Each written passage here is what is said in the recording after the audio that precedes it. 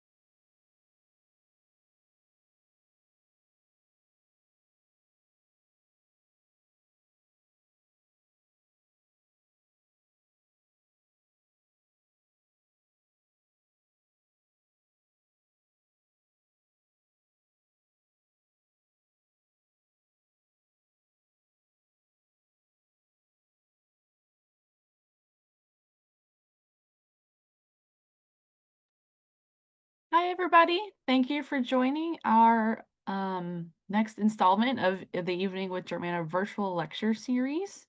Um, Welcome back to those who are repeated joiners, and to new joiners, thanks for joining as well. Before we get underway, I just want to spend a moment to thank many of our Sustainers Circle supporters. Let me get the slide up. They are so invaluable to the work we do, doing programs like this, which are free or pay what you can. And so without their support, we can't do programs like this. So thank you. Um, some more logistical things. I will be monitoring the chat this evening, so if you have any questions or have any troubleshooting concerns, pop them in the chat and I'll do my best to resolve them.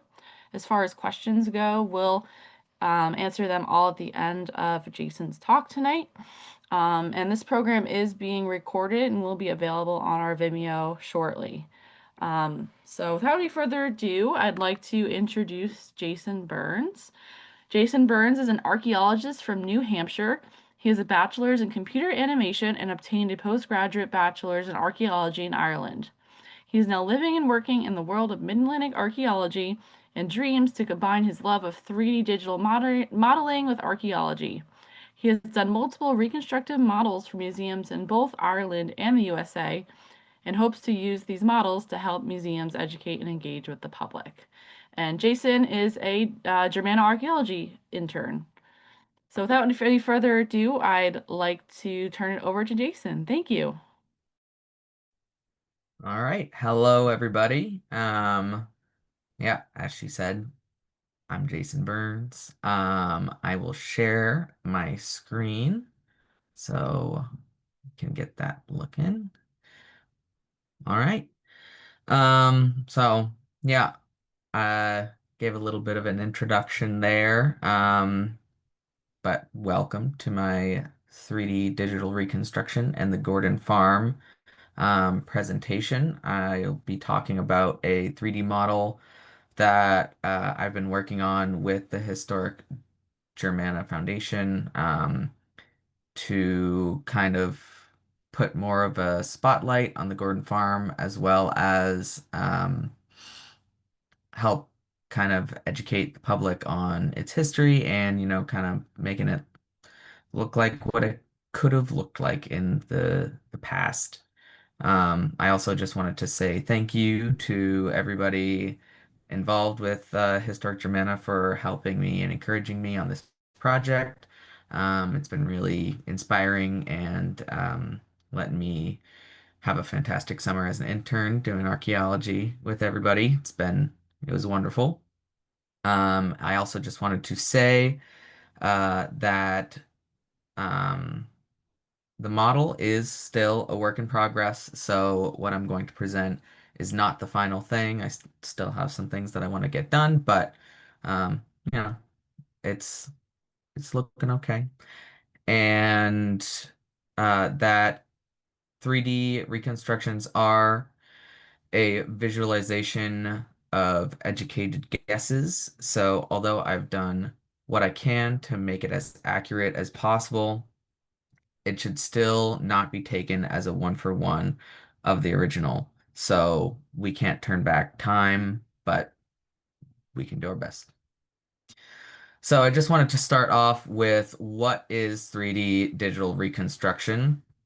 It is a form of virtual archaeology, which has been something that's been coming about ever since, 3D modeling and computers were a thing. It took hold in the 90s, and I think COVID kind of really started pushing it more into the spotlight. It is a method of bringing history back to life in a digital space, often for both entertainment and educational purposes, using a combination of academic research and a variety of 3D modeling programs. People can turn a collection of images, maps, archaeology, and documents into a single 3D model that can be animated like this one, the one at the bottom right, that water is flowing and everything. And like people can interact with the objects in the space and um, bring it back to life. It is the closest we can get to time travel as we can walk through spaces that have been gone for hundreds of years, even thousands of years. Um, However, we can only use as much information available today, and no matter how well documented a place might be, 3D reconstruction will never be 100% true to life. That is important. Um, they are a puzzle composed of research pieces coming together to make as close of a visualization as we can, but there will always be some creative liberties that have to be taken. Um, and then I wanted to give two examples that I really like of 3D digital reconstruction in practice that have been used in museums. So the first one I think is really important. It is a 3D model made in Germany of ancient Palmyra, a UNESCO World Heritage Site that was tragically destroyed in 2015. As it was being destroyed, the people at many different museums and organizations in Germany realized the importance of documenting the site and trying to preserve it, even if they couldn't stop the destruction physically, at least documenting it and trying to keep it alive within the digital space. Um, so they used as much information as they could from archaeological investigations and publications and photos and surveys. Um, and they brought back to life a World Heritage Site that was being destroyed right in front of our eyes. So now people that visit the museum, they can see a place that has been gone in our lifetime. And then, so that's a really good use for, just history in general, museums, education. The second example is little less academic, but still, I believe, just as important. It is King of the Vikings, a VR experience in Waterford Island. It is both educational and entertainment.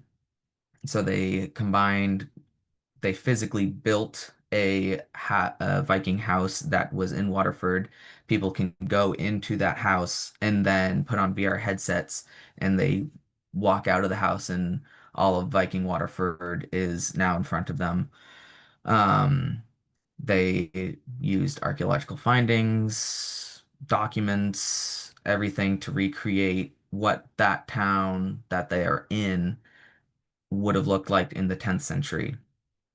So it's based in history, but what I find important about it is that because it's also more entertainment based, there's like Viking guys being like talking to people and it's a little fluffy, but they it encourages people that might not usually, if they're visiting, go to visit historic places or museums or anything like that. And it gets people more engaged with history that might not often choose to do that on their day off or on their trip and vacation.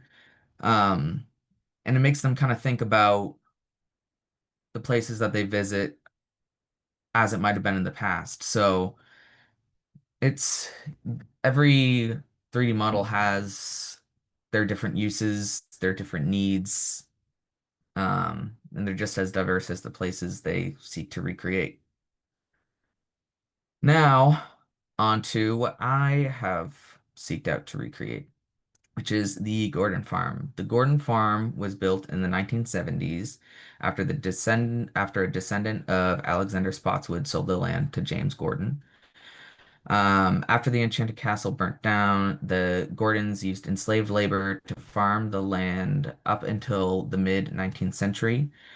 Um, while we were digging this summer, trying to find the East dependency of the Enchanted Castle, most of what we were finding were things uh, of Gordon era. So, early 19th century to um, or late 18th century to mid 19th century. That was kind of primarily what we were finding. And that got me kind of more interested into looking into this because there's this whole um, generations of people living on this land, everything that they would have used. So that kind of inspired me to look a little bit more into the Gordon farm. Um, the family moved, and so this photo is the only photo that we have of the building, and it was taken in the 1920s. So by the 1960s, it was gone, rubble.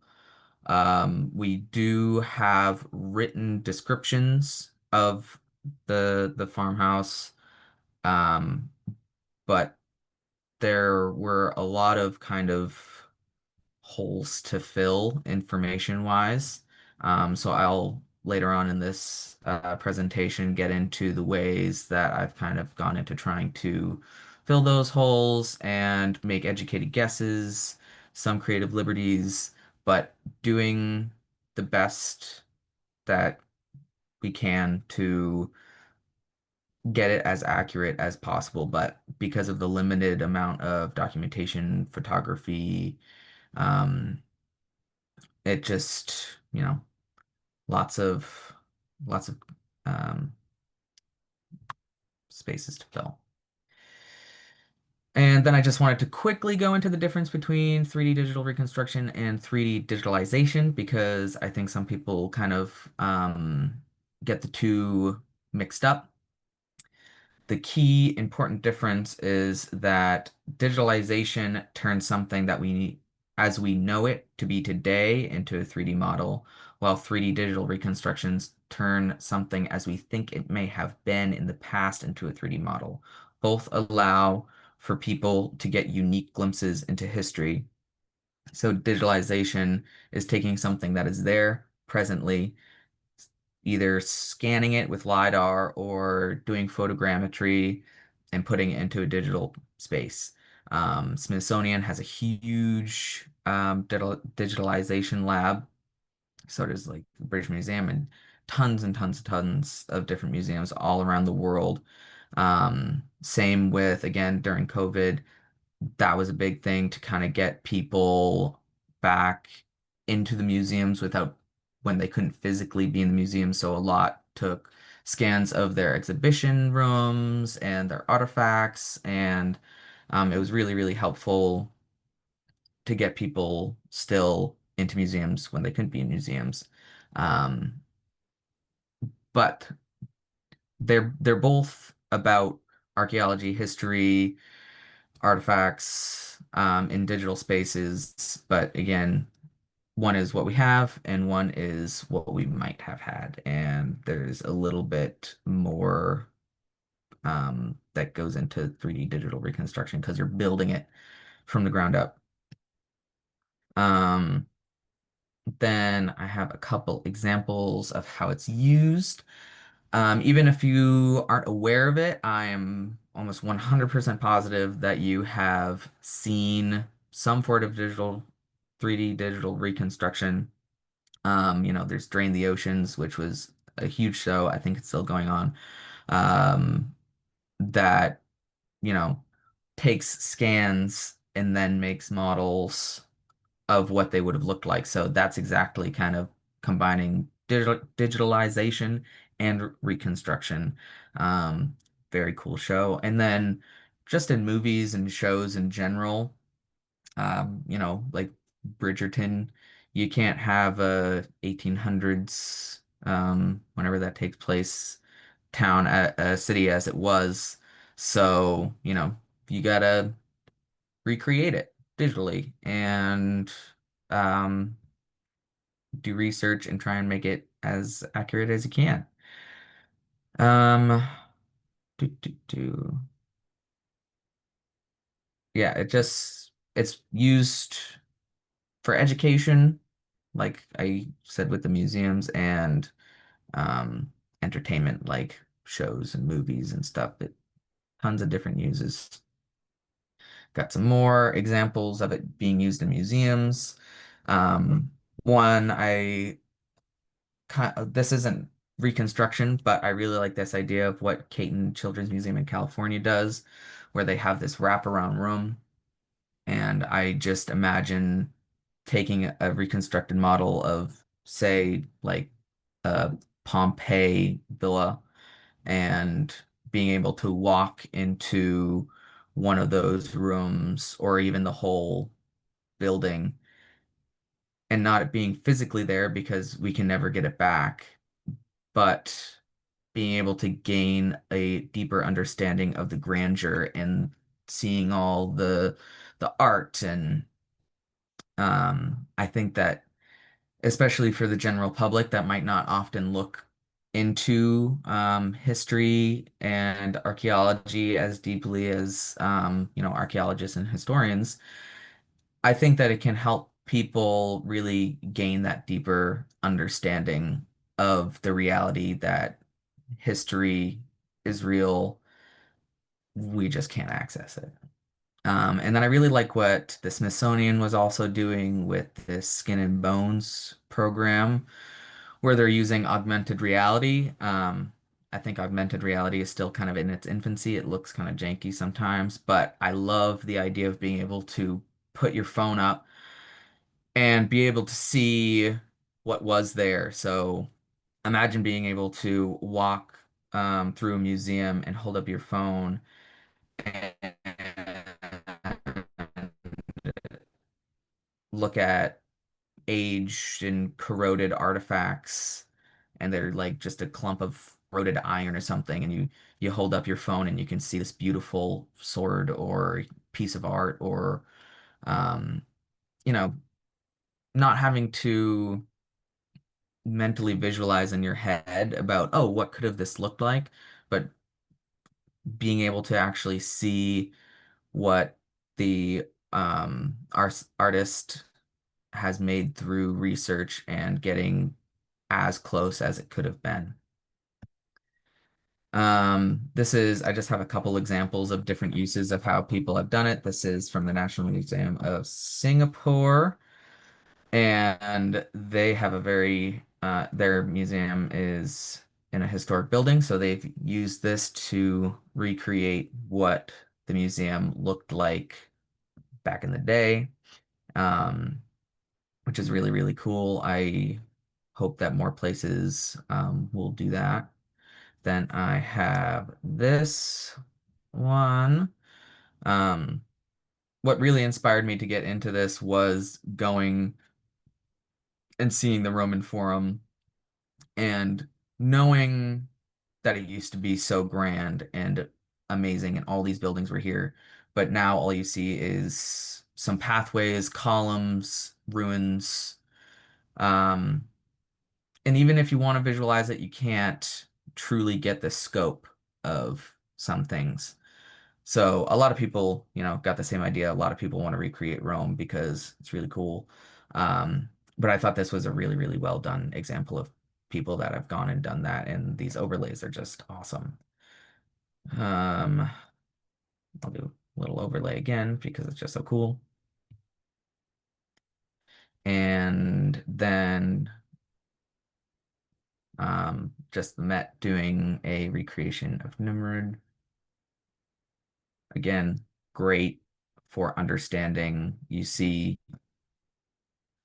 this pile of sand and a little bit of buildings here and there, but you just can't truly get the scale of how grand it all was. Okay, last example, because I like how this is overlaid. Um, okay, that's all. Now, getting into my own work, I've done a little overlay video. Um, I used the one photo that we have access to. I've been using Blender for this project.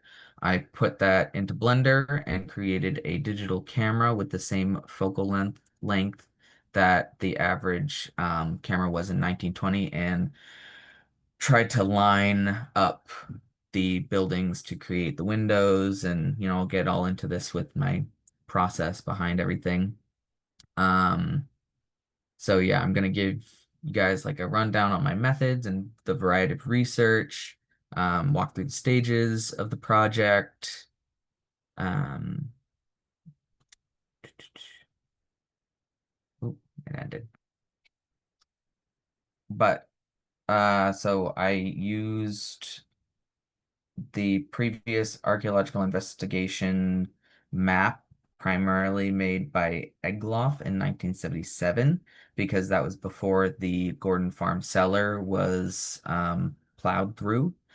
And through that, we know that the building's cellar internal dimensions were 24 feet by 32 feet, 6 inches, in that the building's extension went back 40 feet with a chimney. So getting a little bit ahead myself, but that is how I kind of placed the image into the digital space and then took real world scale, um, and kind of positioned the photo um, into how it would have, like into the position where it would have been taken, so I can get how big the windows were, how big the chimney was, the extension, just everything. Through this with a lot of aligning and realigning and back and forth, I began to realize that the east side of the building had begun to sag at the point that this photo was taken. So that just complicated things where I couldn't really line up this whole side. So I made this whole thing symmetrical, and we'll get to it, but um, many complications with only having one photo to go off of. This is the map that I was talking about. Super, super helpful. We can see there was a cabin on the site that was there up until like the 2010s, the cellar where the chimney, and then the well that is still there. Also extremely helpful. Um, I went into the Germanna's archaeological archives and document archives and everything. I just want to thank again Eric and Kelly. They were extremely helpful with my research and accessing all the old maps and documents and just helping me find all the information that I might need. Um,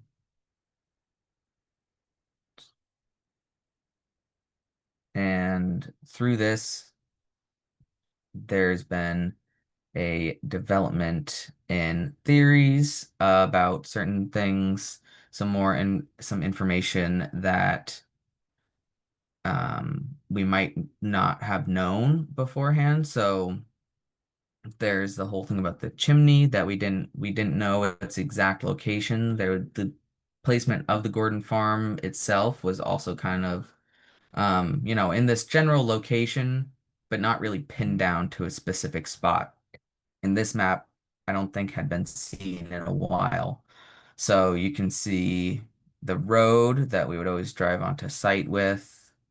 Um, this is the terrace. Um,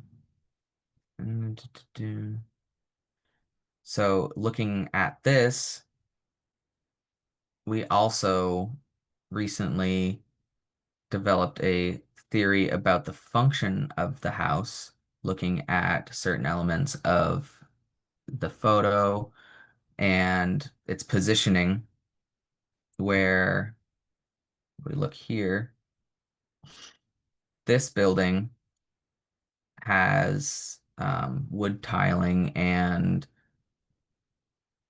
makes sense to have been potentially the Gordon Farm kitchen because it's behind the house. This is a window, so we can potentially assume that on the other side is the door into the kitchen, which would have been right here. The well is right there, so perfect for getting water. And then the ice house is right there. And we look at some examples around Virginia of, this is the Peyton Randolph House in Williamsburg.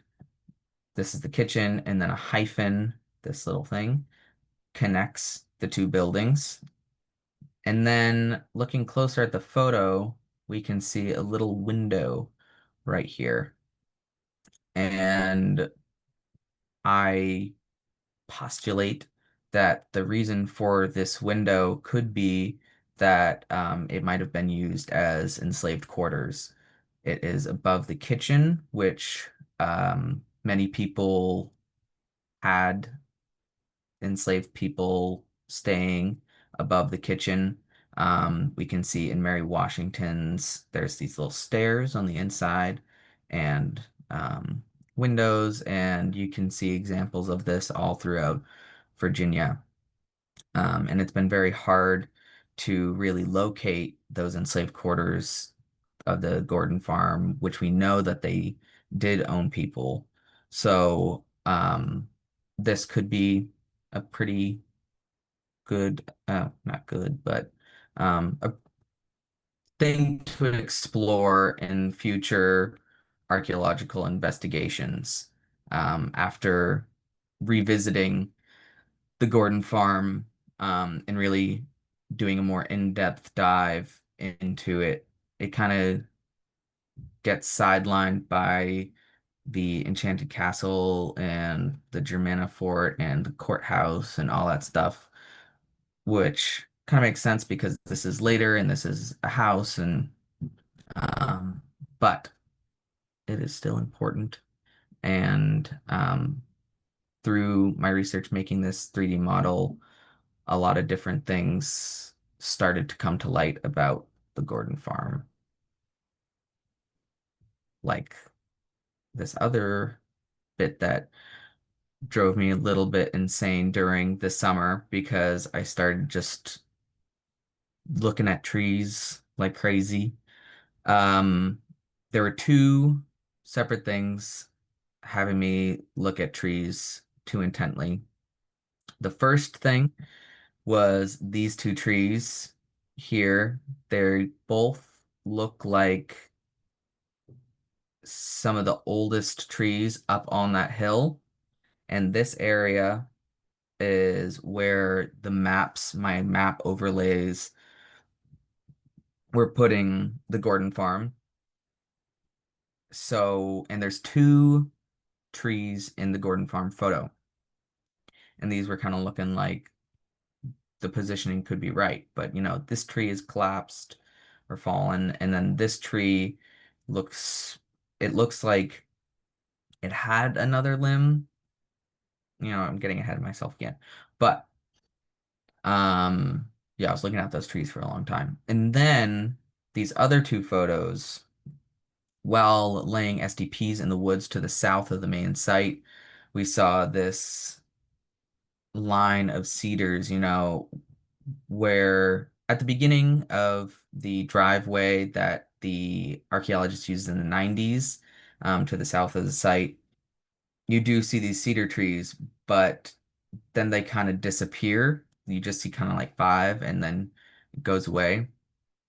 But we were deeper in there and we saw this line of trees, boom, boom, boom, going very far. And that made me curious. Why why is this a line of trees in the middle of the woods? And they had barbed wire in there, which weren't too high up, so it wasn't super old, the trees, but it still would indicate a boundary of something. And at the very most southern point of this driveway was a indentation of a road, which was, it looked like it was in the middle of the woods. Um, and so I started looking at maps, historic aerials.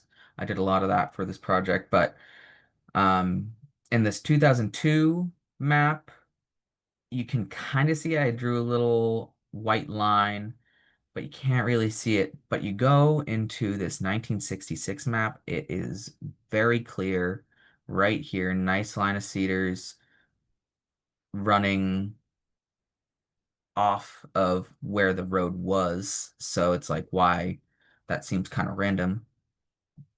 And then we see this 1937 aerial, which is the oldest aerial that we have. And we can see that line of trees again. So it was very curious as to why that might have been there.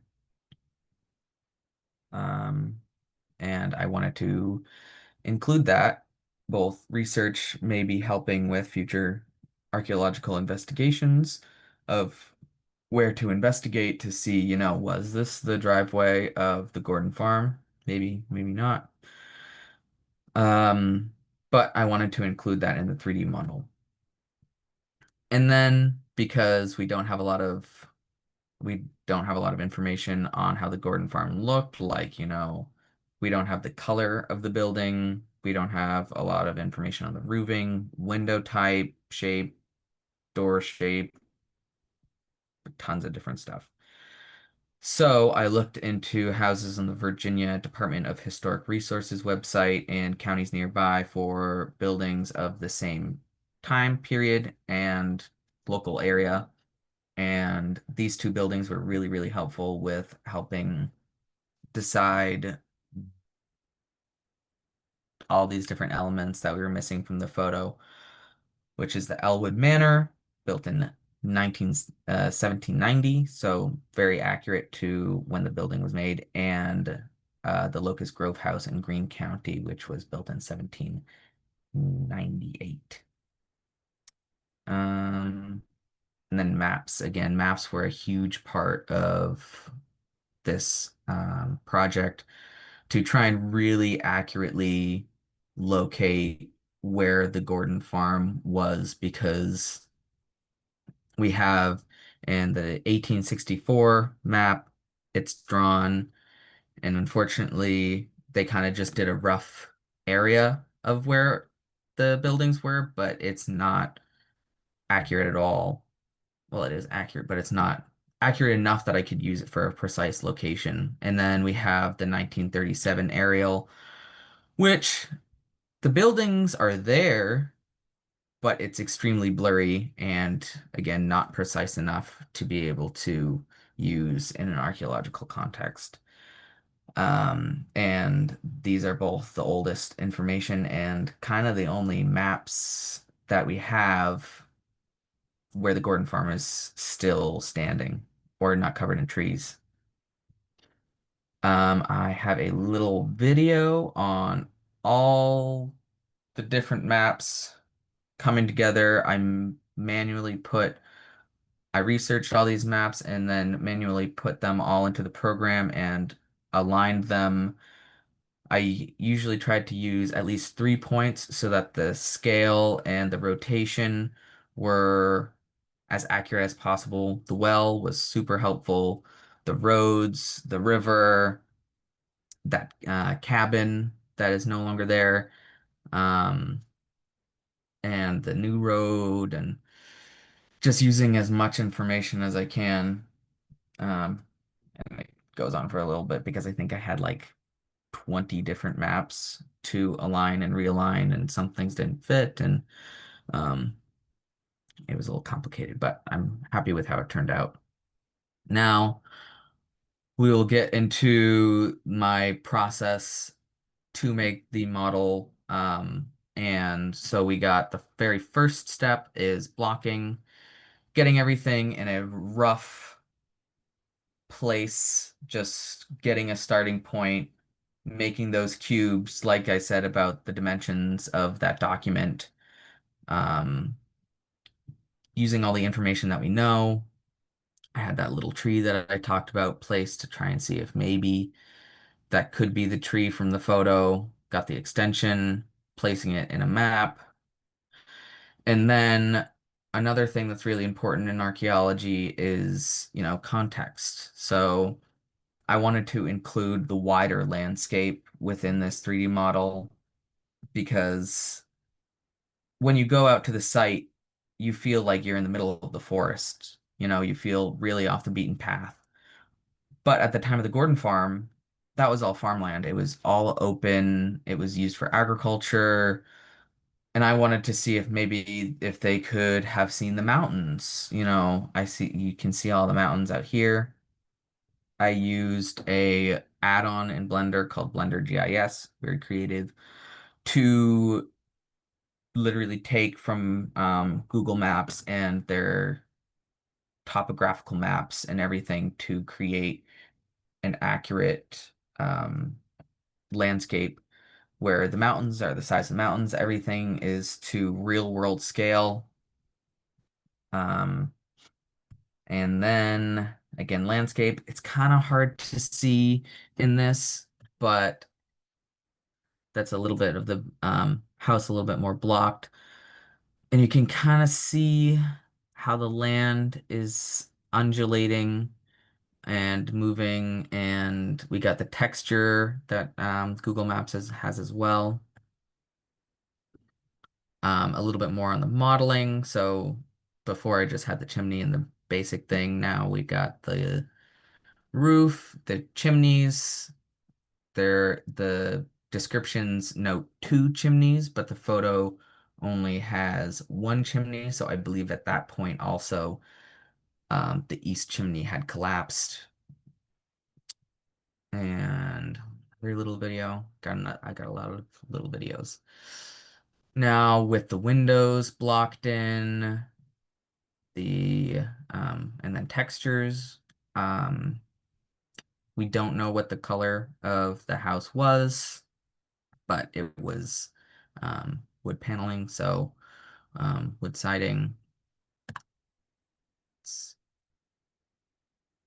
got some more map overlays, but now with the house in place, that is the GIS, and I believe it's a little bit off because it was like roughly where it was. And then here's with the 1977 map. We got the 1995 aerial, which, oh, 1969. Yeah, the trees completely covering, even if the house was still there, you can't see it. And then that old, you know, map from 1937. And I've laid out the driveway following the cedar trees and then going to how Route 3 used to be. And then I also wanted to, again, try and make it as accurate as possible. So I also used some local LiDAR scans of the area to try and get all the little bumps. The one from Google Maps isn't going to be as precise, getting the terrace, getting everything. So I figured out how to use the LiDAR map in a mesh in the computer to literally create those bumps. It's again a little bit hard to see, but you can kind of see here. Um, and yeah, I think that's a really important thing to have, as well as being able to see with the LiDAR, the dip of the ice house and the other barn and all this other stuff. Then making it a little bit more pretty, a little bit more like it's a place that people lived. So Um, I've added some trees. These trees, I've set the limbs to fit also with how the photo was. We got the well that's still there today. Gave it a little cap. The chimneys, sorry. Yeah, the chimneys you can see in the photo as well look like they might have been painted white, but had started to peel. So since this is a model of before the photo was taken, I still have that paint kind of peeling a little bit, but it's there. We got that door, some steps going outside, the windows having glass, bushes, getting the ground a little textured, not just a flat thing going on. And then the surrounding environment. So we got the river, which is really important for the location of the house. Got the road. There was this creek, this little creek that used to run through that was dammed up, so now that's a pond. But it used to run through, so I created a little stone bridge. Again, creative liberties, but if you see in these maps, there's a creek running through the road, thinking about, okay, well, they had to get across the road and it was there, so we have no evidence of a stone bridge being there today because that's exactly where the pond is now, but there probably had to be something there. Got a little bit of shading there. I got a little bit of an ice house started, but I wasn't really happy with it, so it's not in the final one. So that's one of the things that I want to keep working on is trying to make an more accurate ice house. And then we got the mountains, which they could have maybe seen in the winter. Um, it's a pretty nice view. And yeah, starting to get, there's still some trees in a field, of course. So I wanted to make it feel more like a nice farm field. And then the final, at the moment, video, starting with the overlay, which was the main kind of reference that I used. Playing. Got those trees sticking out, all the bushes.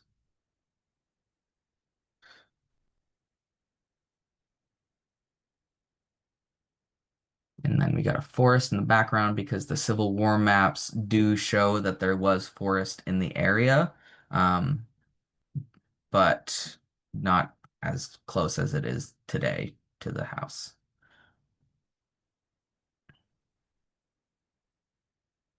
Access to the river right there, the road, the way it curves. And then I wanted to do just one last little thing where I took a photo in the field and I wanted to place it right where all the maps, all the overlaying says it would be. So this would be where what it would look like today if it was standing in the field. And back to the present. And I think looking at the trees, I could have been right about the trees, but I'm still not 100% sure. But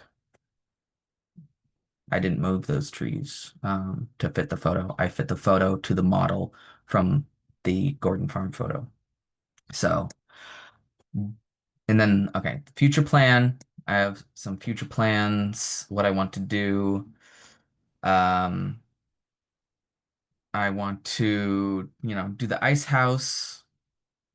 Um, I want to make the surroundings look more real. Right now, it still definitely looks digitally.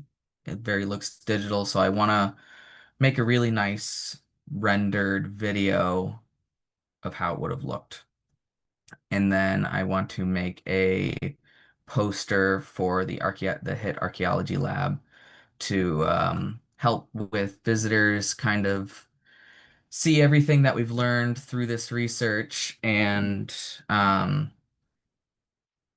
use the 3D model in an educational sense and help to spread the word about the Gordon Farm. And that is everything. Thank you guys so much for coming and listening. Um, and I will take questions. Yeah, if anyone has any questions, feel free to drop them in the chat or the Q&A zone. That was super fascinating, Jason. Thank you.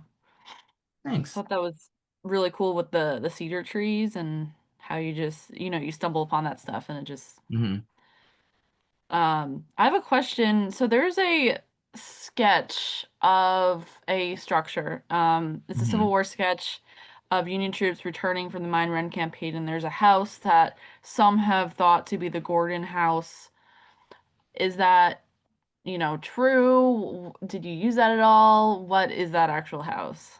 So Eric did tell me about that photo. Mm-hmm. And I have forgotten to remind him to send it to me, and I've not been able to find it on my own. So I'm aware of the photo, but Mm-hmm. I have yet to have access to it. So I would like to definitely use that and overlay it and do like I have with all those other photos, and kind of position it and see one if it is, and how accurate it might be, because he did say that it might like be turned in the wrong way, or there might be some artistic liberties because the Oh. artist was known to make some artistic liberties, which makes sense. You're in the battlefield, so you're kind of doing it on the spot. But yeah, I definitely want to use that photo, but I just have to send another email to Yeah. get access to it. Yeah, I think that photo has like the house like out in the open, so it's like Hmm. that's a It little was bit, definitely out in the you open. Yeah, know. there was big fields surrounding the house. Yeah, I think the sketch if is on the Library of Congress if you like search the right words for it. Okay. Um, So yeah, that's again just the combination of all of your research is super Hmm. fascinating. Someone has asked about if you've had any updates on the location of the housing for the enslaved people. I know you mentioned that earlier, Hmm. potentially in the kitchen quarters, but Hmm. has there anything else been discovered? No, so that was very like recent when I was like in the past month of when I was looking at the photos and cross-referencing and stuff to have that possible theory come to Mm-hmm. mind. So that has not been investigated at all because I have not been in Historic Germanna, and this Mm-hmm. is the first time that I'm kind of telling you guys about that theory. Mm-hmm. So it has yet to be kind of investigated. I know that Kelly, the STPs that we were setting up when I found that line of cedar trees was to investigate previous documentation of possible enslaved quarters. So there could have been some to the south, but again, we have yet to find um, like archaeological proof of that yet. So we don't have any updated uh, archaeological kind of proof of any of that, but you know, I think it's a another good starting point to maybe investigate the Gordon house a little bit further, especially that kitchen area, which we have the exact location of that chimney from the archaeological investigations in 1977. Um, and yeah, that would be an interesting area to excavate. Definitely. Sort of a similar follow-up question. I think this is from one of your comrades from over the summer now. Um, they said that was an awesome presentation based on the location of the house, and the Gordon era artifacts you were likely finding this summer. Do you have any theories on what the area you were digging was used for? Mm, well, I think where we were digging definitely because not definitely again theories because we were finding basically no evidence of that east dependency. My theory is that where we were digging had probably been previously dug up by the Gordons, and maybe they had used the construction material from that because it was so close to where they wanted to put their house. It would make sense that they would take the pieces from the closest area. And then, we were just kind of finding house scatter. And because the house had collapsed, it kind of makes sense that it could have um, been strewn across the landscape. And then I guess recently, since I've left, but the other techs have been there. That charcoal pit that they were digging has been full of stuff. It is clearly a midden for like maybe a kitchen. They've found tons of bones, fish scales, things that indicate a kitchen midden, and that would be very close to being behind where I think what would be maybe the kitchen. Um, Maybe like 15 feet off, like 20 feet off. It's very close and continues to confirm that, if you want a kitchen and you don't have all the modern conveniences, you still want it to be close. Um, so that's probably the closest from this summer's investigations that give us that kind of information, I guess. Neat. That's cool. Um, I have a question myself. I know the Gordon house or the foundation was, bulldozed in the 80s. Hmm. How has that impacted your excavation efforts? So that makes it really hard Mm-hmm. because we can't just open a test unit and like me saying, oh, there's this map from 1977 from before it was bulldozed. We can't put that in the GIS and say, okay, test unit here. and find the cellar because it just simply doesn't exist anymore. Hmm. So the main part of the house, we can't really dig. But going into this research and reconsidering the Gordon house and seeing, oh, there was a chimney 40 feet off to the north, and seeing that exact location, even if the cellar was bulldozed, I believe Kelly said that they didn't really touch as much as that raised area.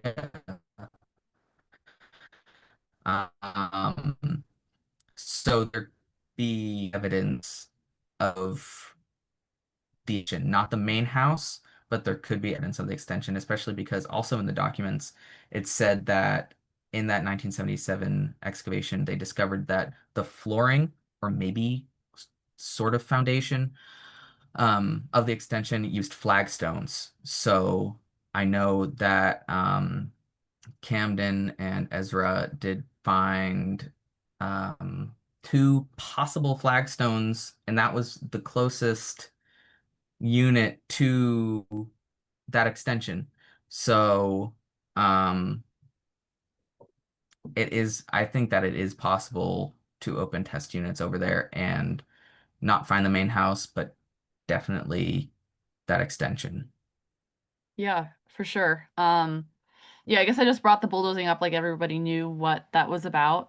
From my Hmm. understanding, it was that property entirely was going to be developed, Hmm. and there was some rescue archaeology done on the Enchanted Castle, but the Gordon farm is not part of that, and so the Hmm. landowner and developer bulldozed it. Is that correct?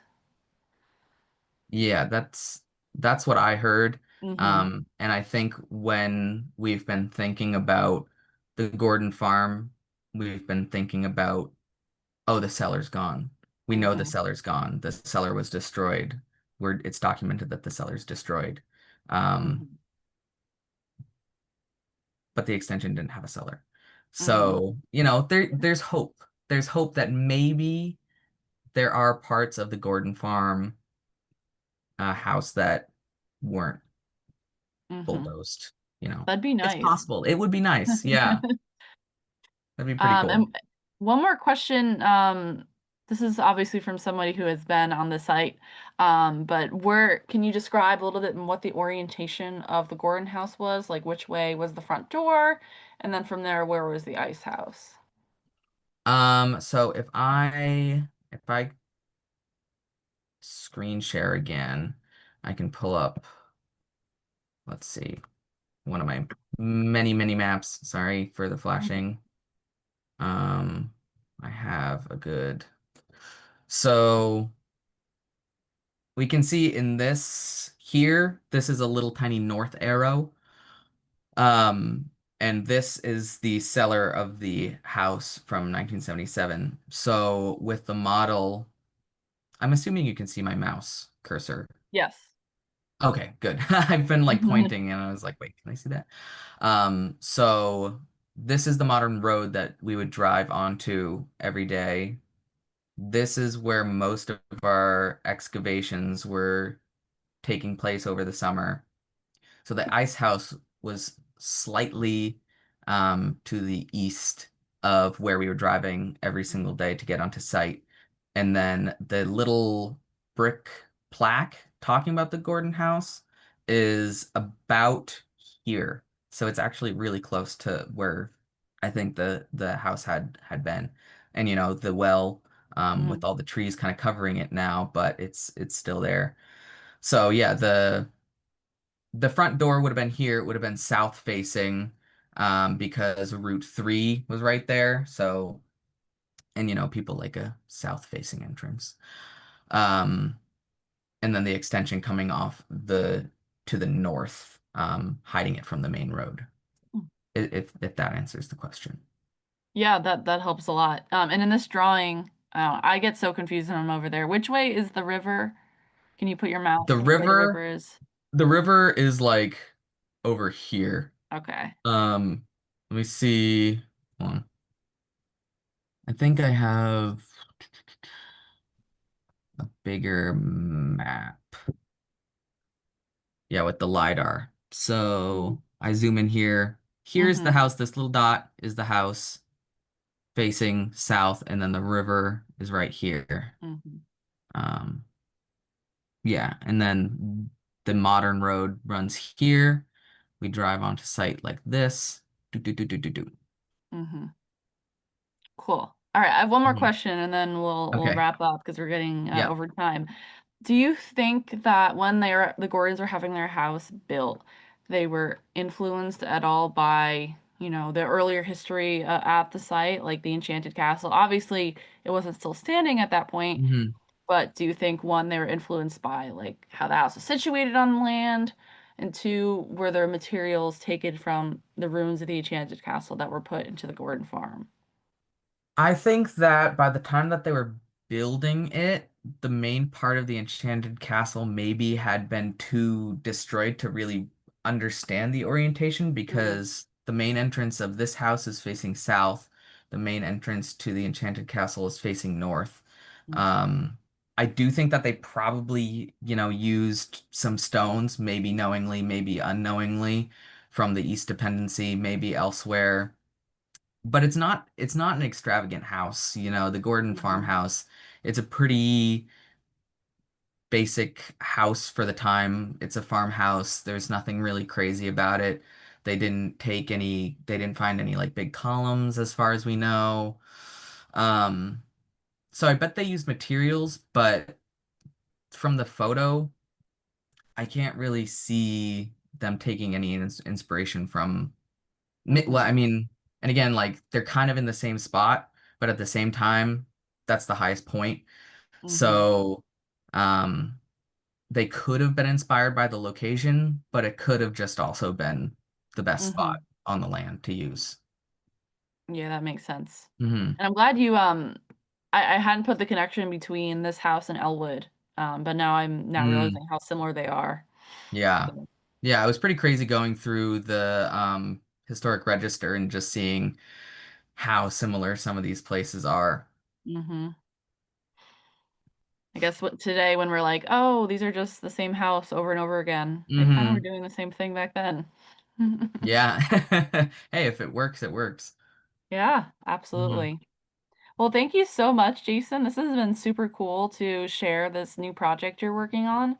And we wish you the best of luck as you continue on your educational journey and your on this project. We're looking forward to seeing any more products you come out with it.